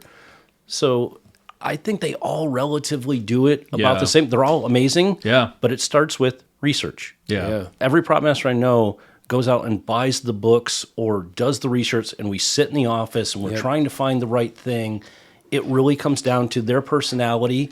Have they worked with that director before? Have they worked with that production designer before? Right. And how much does that production designer want to have input? But as far as like all the prop masters I've worked for, they all have impeccable design taste. Mm-hmm. They all are very educated, and they're all either were my position for a very long time Right. before they moved up, and if they weren't, they've been a prop master so long, Right. they know. Like there's some like I'm really good friends with Brad Einhorn. He is my absolute buddy. I know for a fact that there are certain directors that everybody loves their films, they don't ever see a prop. Right. They trust Brad Yeah. to he knows what he's doing. Sure. Yeah. Why would you question Brad? Just let him do his job. You will be very, very happy. He Right. will have Yeah. researched it to the nth degree to get it. Same with Chris Peck, does the Yep. exact same thing. Drew and Doug. Yep. They all do it. I get to do a reshoot with Trish. I love working for Trish. She's amazing at what she does. And that's the thing is there's so many good ones, it's hard to differentiate. It's just a personality thing. Right. Yeah. Great. You've worked on a lot of comedies, a lot of comedy features too. Do you like to do comedies more than a lot of the big manufacturing jobs, or do you have a preference in the type of features you like to work on? Again, it depends on the filmmaker. Oh, really? Same, almost the same answer. Yeah. What was it like working on Saturday Night? Yeah. It That's what I want. was really There's fun. something that took a lot of research, probably. A It's lot of probably a lot of research, fun yeah. research Yeah. too. How But much I was old a big Saturday? fan of the show. Yeah, Yeah, right. You grew up with I it. love it. Yeah. You know, and still to this day. I mean, it had its shortcomings, as Sure. we all know, but everything does. But it was an opportunity that you just couldn't pass up. And I've Absolutely. worked with Jason and his father. Yeah. And with Brad as well. And it was a lot of research. It was a lot of work. I had, How much How much prep did you have on Yeah, that? and how much hours did you watch of old well, Saturday Night luckily Live? we had a wonderful producer that respected what we did. Yeah. He gave us the time, the tools, and the what a manpower we needed. Yeah. So it was a very fortunate accomplishment, because we were not given a job and defied to do it. We were Right. given a what and the support to do it. What was Very your well prep? put. I think we had 12 weeks. 12 weeks? And you were all on location for this, or? Yeah, we were in New York for 1 week doing exteriors, and then we were in Atlanta because we had to redo Studio 8H. Oh, wow. So you were in Atlanta the majority of the time. Yeah, the Pinewood. interiors. Did they let you bring local or crew from here, or did you have to hire almost completely local? No, they allowed me to bring from here. But it just so happened the assistant I had lived there, Oh, really? but he was a 44 guy. Yeah. Elliot Levin. Oh, cool. Yeah, so he was fantastic. He did an amazing job. Yeah. Have many time if he'd have me. Yeah. Yeah. And I mean, if you're not subscribed to our magazine, just a little plug there. Michael wrote a pretty great article on Saturday Night there that in our last issue. So you should definitely subscribe. Check that out. It's a really good write-up on it. That's cool. Yeah. I haven't yet to get through that magazine. Oh, really? The new one, yeah, no way. The next one's about to come out. I know, I'm get through behind. it. What can I say? God. He's been a little busy. Yeah. Well, finally. Yeah, which is great. Yeah, right? 100%. So are you guys working on anything now? Like I said, we just finished a project with Brad and Right. Andy. It was a lot of fun. Oh, Fallout, right? Yeah. Yeah. And he's now on the Ahab and the Whale or whatever. Yeah. And they're calling it Ahab. Drew and I are over on. Yeah. We're on one of the only movies in LA. Oh, right. We're over at Radford, which is fantastic. I love being on that lot. Hoping to join. But I told That's my favorite lot, man. But I love told that place. Andy, and I've been watching the studio with my wife, and I think it's Yeah. hysterical. It's I great, think it's right? like It's one of really my favorite good, shows, yeah. right? Unbelievable. And Andy, I saw yesterday, Yeah. and I was just joking because I had to take a picture of. I told my wife, I'm like, it's so not realistic of what it's like on a studio lot where they're flocking like Right. giant nutcrackers and hair and makeup's on, and the back lot's so full. And I took a picture the other day, and it's just Drew and I with our carts pushed off the back of the truck, and there is Nobody. one. It's like a ghost town. There's not even a steak bed. There is nothing. It's the only show. Yeah. Yeah, That's sad, man. Yeah. But it is a great show. And Yeah. they It- did a fantastic job on I it. know. I saw Andy yesterday too, and I was like, "Wow, man, you guys were like really putting it out there on that because for as fast paced as that show is, I said it must have been shooting that way too." He said, "Absolutely." Yeah, it looks amazing, and It's it's so spot on. But the Right? spoof, you're like, you look at it and you're watching like, oh, I've seen that happen on set. Yeah, right. It's just again, it doesn't happen like that all day, every day, but it's like all those things have happened. Yes. Oh, yeah. Okay, and they haven't, yeah. so they just jammed them all into 47 minutes or whatever. As if it happens every scene. That's right. Every scene, every day, right? Yeah. You wouldn't be able to live if it was like that. I mean, that show gives me so much agita when I watch it. No, but it is fun. But it is fun. Exactly. Seth he's so funny. I love that guy. But so you're shooting on CBS Radford for the whole. Yeah, we're on location for a bit, and then we're on the studio lot for Right. quite a bit of it. It's one of those things where a lot of the crew, I walked in, it was like old home week, and it was the same on Fallout. I knew 98% of the crew. It was all feature people that were on it, and we were talking about this outside before we walked in. Like, you're looking at the day players. You can count the Academy Award nominations of people that are day playing. You're like, oh my God. Yeah. You have the best crew in Hollywood here, like legendary of people that are in the costume department, Right. hair and makeup and all that stuff. It's fantastic to be around. A lot of the crew members on the show I'm currently on a lot of them are from Pirates, from back in the day, or people I've worked with along the way. So there's that comfortable feeling of being around friends that you haven't seen in a long time, because Right. we've not filmed in LA in a long time. It's been great. Yeah, that's just like going to the lift gate yesterday. Yeah. It's amazing. You just walk in there, it's like, wow, it's like being in an ISS in the day when it's like everybody was there. But were there any lift gates? There weren't. Yeah, There was We got to two. change the name. I think there were two. There you go. I want the original one. That's right, where we were selling shit off the back of our truck. Yeah. I mean, the problem with that for do me like the is that when my trailer's at ISS, I can't get in it because it's jam packed with everything. Like, all my office stuff is in there. It's like I would have to download. Unbury. That was like when the emails first went out for the first. I mean, Mychael had opened his. You were ready to go with the first Well, one. I had been working back then, so I had it all flushed out. I know. I think that's when I first met him, because he came over during the first one and he goes, "Hey, I hear you're a prop master with a lot of skateboards on your trailer. I got a lot of skateboards on my trailer, so we should talk." Hey, is this where you want to give the plug where you're going to be selling your kit as you slowly churn everything out? Marie Kondo your trailer.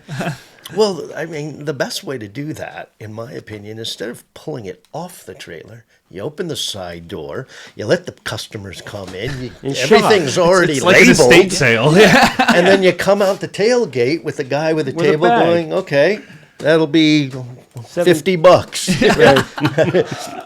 And do it that way. They That can way roll you a don't cart have to, through. you don't have to go to swap meets and eBay and all this bullshit. I'm going to go to an auction site, and that's what I decided.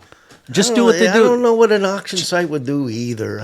You put random bags of crap, and you just $50 a bag, and you don't know what's in there. It's a mystery box. It could be a phone box. Everything's I got a labeled. Viking and an old iPod. Viking box. You're a customer. You walk down. You go, ooh, binoculars. I can use those. Or ooh, wow. Are you entertained? Nunchucks? Are you entertaining retirement?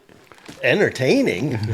Are you out? I mean, I always thought I was going to be able to go out on my terms and not theirs. but Right. It seems like Oh, you're going to get a call again. Trust me. coming from Chris Call. You will. I would hope so, but I mean, I still think I have it in me. I mean, Brad could attest to that. Yeah. He saw me. Seeing I mean, you we're on set, still you there. move quickly. Yeah, I'm You still move quickly. there. It's in your early, DNA, man. Father Time still got it. Yeah, Yeah, there you go. and You know what? you're still rocking through those all night shoots and, I mean, killing it, man. I'm not hurt, and You're aching, but not hurt. but I still can do it. Yeah. I know. I And know, I want yeah. to do it. Yeah, I talked to Doug Fox the other day, and he's, He was with us. he's retired. Well, yeah. Yeah, he would be dropping off guns. You Yeah. know, it was fantastic. Yeah, that's right. He did. He said he was doing guns for you. That's right. But yeah, I said, "Are you done? He goes, "Well, if something comes up good, I'll come back." I'm like, "Of course, Yeah.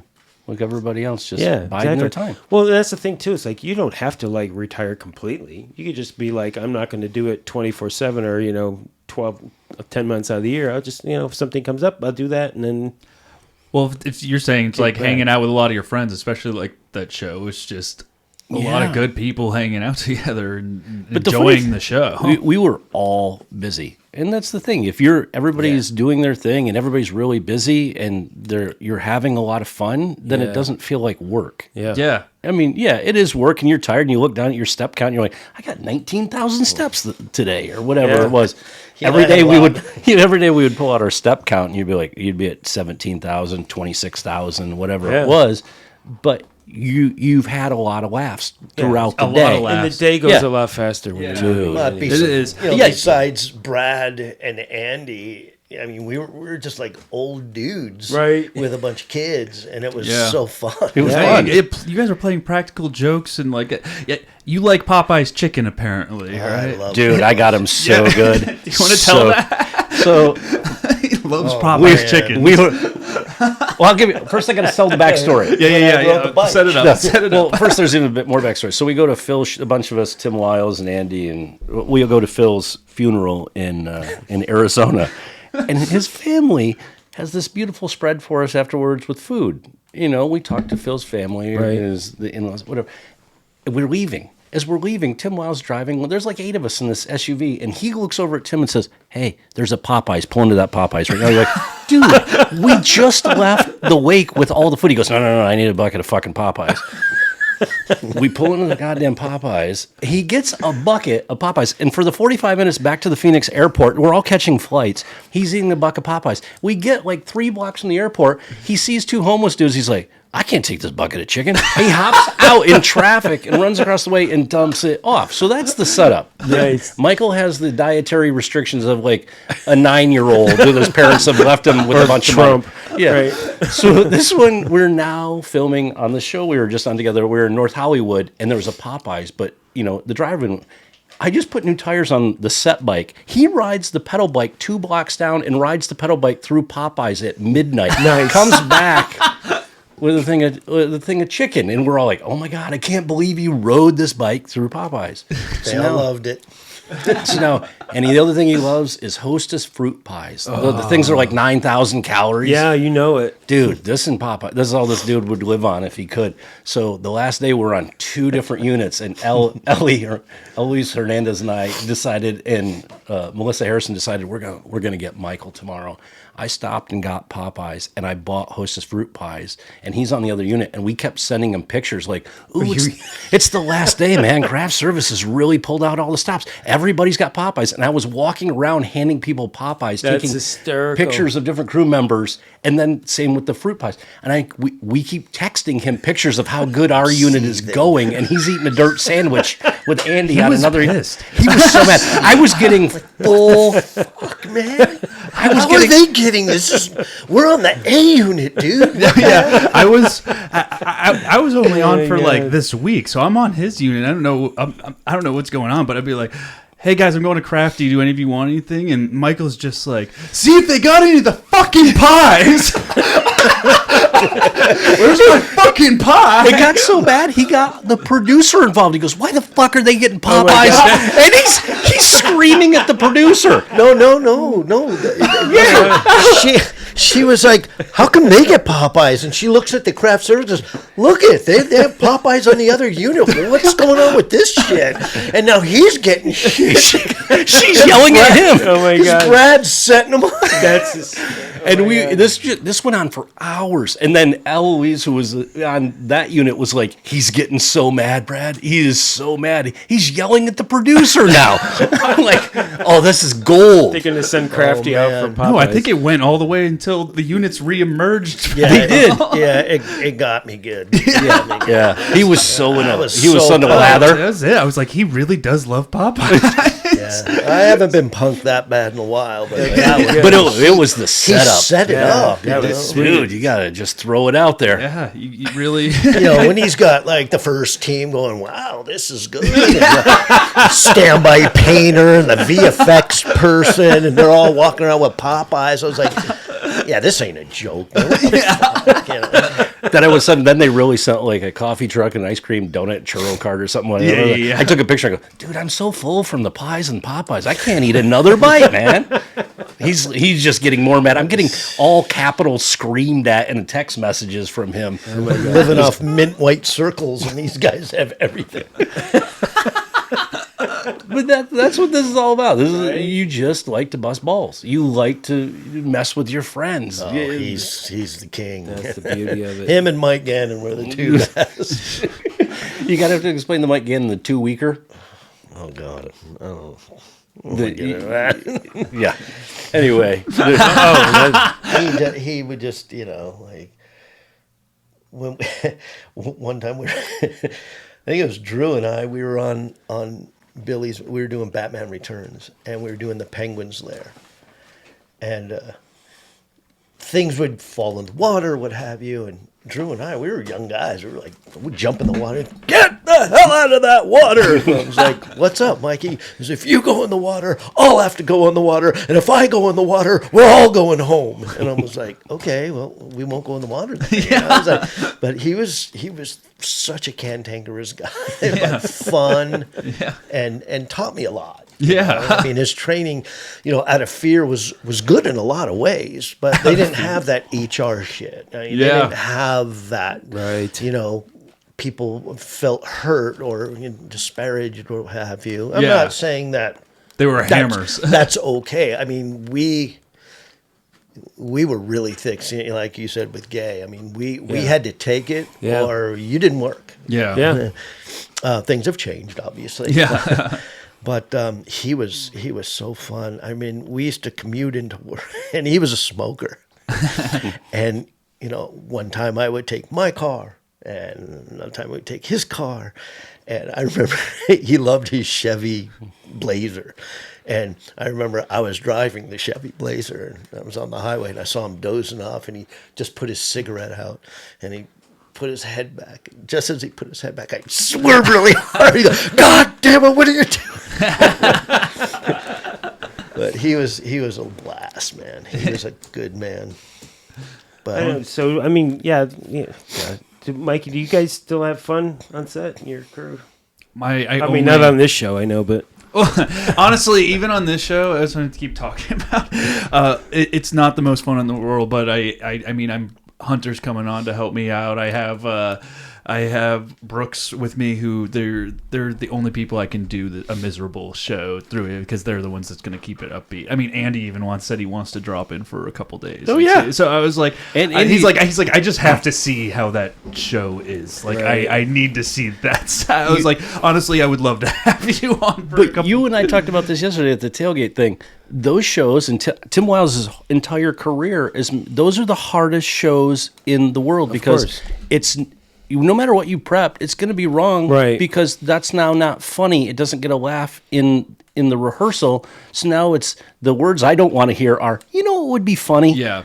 Because then you're scrambling, and you have no time from the time you left the set to the time you're now shooting is like 3 minutes, and they want it all. Yeah, and you have to make up for their bad jokes. Yeah, and I think it's like it's at a spot right now to where it's like, okay, we know we have a month of prep, and every day you have a new script, and whatever you prep gets omitted the next day anyway. So we're like, well, let's just not prep as hard until the day before, and then we'll go all in, you know, and just go through. So I mean, there's more of an understanding now going in. It's hard, it's crazy, it's wild, but I have the energy that's there is keeping us. But your types of shows, like the one you're about to do, those are the ones where you're like, I need 3 shoppers. Yeah.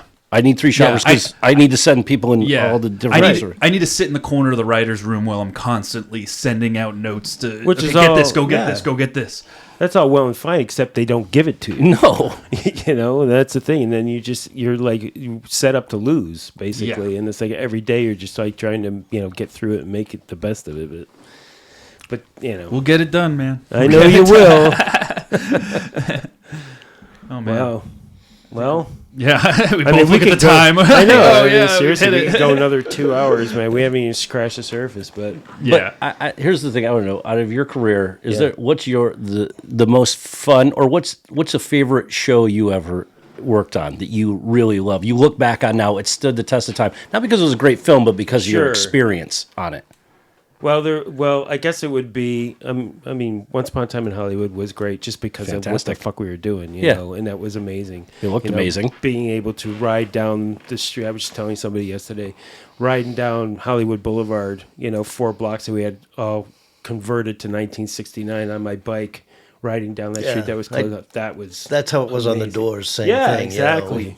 You'd walk down the whiskey, and it was all transformed. But really made it all the 60s, and I was like, wow. And then you're standing there with guys from the Doors, like Robbie Krieger. Right. It's amazing. I saw Otis Redding right there. And Right, for real, right? Yeah, no, that's so that crazy. is cool to do. Yeah, that was in and of itself amazing.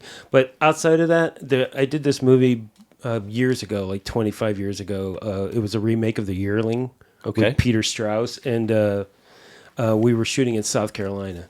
And so it was me, and it was it was my crew from Pittsburgh. This guy, he went by the name of Sprocket. His name was Eric Uporski.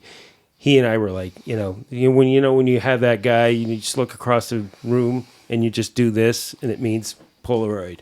Okay, and so they bring you your camera. Yeah, shorthand, whatever. And then we're best friends, so we live together, we work together, and we had this place, and every day it was fucking insane.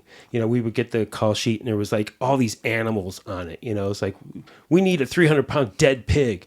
It's like, okay. And so we had this guy, Kenny, who was local, who would Kenny, we need a pig. No problem. He'd show up with the pig. Pig would come up in the steak bed and it was frozen solid. Okay. So it was like the legs are all standing up. They're like, that fucking thing looks frozen. I'm like, no problem. Give me a sledgehammer.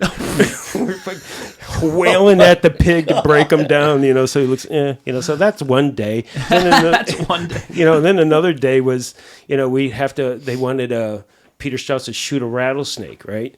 So I get this rattlesnake in from Carolina Biological. Remember that place? I don't actually. You never used that? It was like this place that got in, you could get stuff for labs, scientific. So we get this. I get this rattlesnake. It gets shipped in. It's all in formaldehyde, right? So we have to take it out and we have to rinse it out and everything. And it's but it's dead. They're like, oh no, it needs to be in a striking pose. It's got to be. So my Sprocket takes a coat hanger, man, and runs it all the way through this, and then twists them into a striking pose. And they're like, okay, well now we want to shoot it. And then I'm like, okay, we'll get the special effects guy in there to squib his head. And the special effects guy's like, I'm not touching that thing. So again, Sprocket gets in there and squibs the freaking thing, and I'm like, and we shoot it, and there's formaldehyde soap, rattlesnake blown and every day it was something crazy like that, But we had a deer, we had an animatronics deer, and work with those things. They're all stilted when they move and everything. And the director was from Australia, and he's like, that looks horrible. That's awful, And the deer is on the ground, supposed to be dying, right? It's I'm like, Kenny, can you get me a deer? He's like, yeah, hold on. And he makes a phone call. And he's like, I'll be right back. And he goes to God knows where he gets his stuff. He comes back with a deer, a dead deer. I don't know where somebody shot the deer. They were going to process it or whatever, but they hadn't. So I get the deer on the ground. He put him down. And he goes, and the director's like, he looks dead. I'm like, well, hold on, man. So we're tying monofoil to his paws, right? I'm like, check this out. And he's looking through the lens, and I'm twitching. And he goes, that's fucking great. Roll. Puppeteering. Yeah, right. So and then again, every day it was something crazy like that. We had to build a dead dog, out of milk jugs and burlap and sticks and Jesus. But I've never had to do that. Yeah. No, it was crazy, and every day it was like that. And then every night we would go home and drink Jägermeister and smoke bongs until 2:00 in the morning, get up and go back to work again. And we did it for 7 weeks. It was the best time we ever had. Yeah. What about you? Same question. Oh, I got a lot of them. Yeah, right. You don't have a specific favorite that you think you got the most out of? I got the most out of a lot of them, but it's going to come across as so stupid and so lame. Nah. But Chris Beck and I, during the strike, right, we did Public Enemies, and we came back, and Gore Verbinski was making an animated movie called Rango. Oh, right. And so it was during this, strike. We were one of the only people working. Gore kind of took care of a lot of the crew members. Mm-hmm. And so we were at Universal. I think it was stage 25. and they had taken the whole thing and put gray carpeting down and gray curtains. And Chris and I were the entire art department where we were getting hats for the costumes, with gun belts, whatever the character. We had the pictures of like all the animated characters. Right. And we would go. Everything came from the Universal prop shop. Yeah, nice. We would roll the bar in. If it was the saloon scene, we'd put the saloon doors on like a C-stands and put the tables and stuff out. And we were the entire art department. And Gore would put 3 cameras up, and he would film the actors do that for the first part of the day. So every day you'd show up about 9. There might be 15 of us there. We'd put in all the characters, all the actors that were the voiceover actors came in to act it all out. And then we'd do that until about 1 or 2. And then we'd have lunch and we'd come back. And then he had a room, and there's a making of on YouTube, where they would put the actors, we'd put them in their hats or whatever, and there was a camera on their face, and they would say the dialogue, and we'd all just hang out in like a green room waiting for them to get done. We did that for like 3 months. Whoa. It was fantastic. So you're like, when you're working on an animated movie, which never thought I would work on. Right. Yeah, totally. And doing props. But you're doing it in a completely different way, where you're actually filming it, and then they're sending that footage off to ILM that's basically animating over the top of it, which was that's pretty rad though. Yeah, so it was a really cool experience. So for me, that was a really cool one, because it was you're with your film family. There was a small group of us that we had done a bunch of movies together, and it was a lot of fun. Yeah. Mike, what comes to mind for you? The most fun or gratifying? I guess the most fun, the thing you took the most fun would be anything Gary Marshall did. Yeah. That I did 4 or 5 with him, and every day going to work with that guy was just, he would make it a point to do the most fun, the craziest, outlandish things that you can possibly think. I mean, on Princess Diaries, he would stop because he wasn't getting what he wanted out of the scene. He's like, I got to rewrite this thing, and it's like, tomorrow we're gonna have a parade. Everybody go home. It's holiday time. Think of costumes and floats, and we're gonna do a thing. And I was like, what is this guy talking about? I mean, he always did fun stuff. Yeah. And every day going to work, he was just the sweetest man, the kindest man, never got upset, and never, it's like, that makes all the difference in the world, man. yeah, just incredible. Seriously. Time. But that was what you had Drew on here with his dad, and we did Megalopolis, and that was the thing that was great about Francis. Right. Francis would ask for stuff. He'd get up at like 2:30 in the morning and start emailing Drew all these random weird things. But when we got there, he might use it, he might not. Right. And then he'd come up with something, but it was so different than what you're used to, where it's like, no. Francis would stand there and be like, look, if I ask for something, you just tell me how long it's going to take. Exactly. Yeah. He goes, because I know I'm asking for it at the last minute. Right. And he was very sweet and very nice about it. And he told us, he goes, just think of it as like making a movie with your friends in the garage. Great. Yeah, and that's again, you'll do anything in that situation. That's how Quentin was too. Yeah. It's like we did a scene with Kurt Russell, and there were these glasses that Kurt picked that were great, but I had to send him off to get AR coated, right? But then they decided to bring the scene up.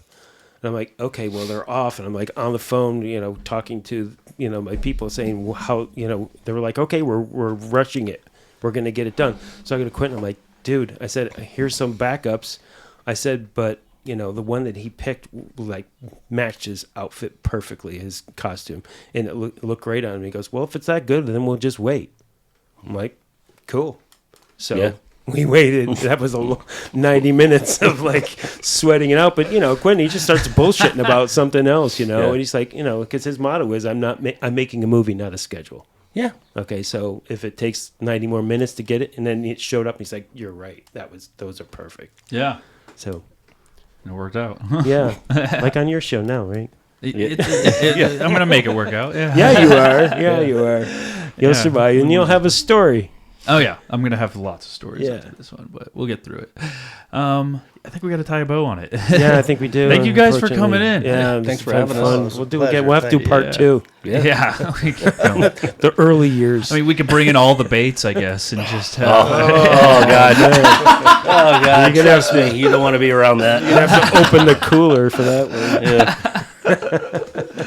one. All right. right. All right. Thank you, guys. Yeah, and thanks to everybody out there for tuning in to another episode of Prop Talk, the official podcast of the Property Masters Guild, brought to you by real working and retired prop masters. If this is your first time listening, please make sure to like, subscribe wherever you are hearing or watching it. If you'd like to know more information on the Property Masters Guild or have any questions for us here at Prop Talk, make sure to go over to propertymastersguild.org or reach out to us on Instagram @_the PMG and all other socials. That's it. See you guys next time.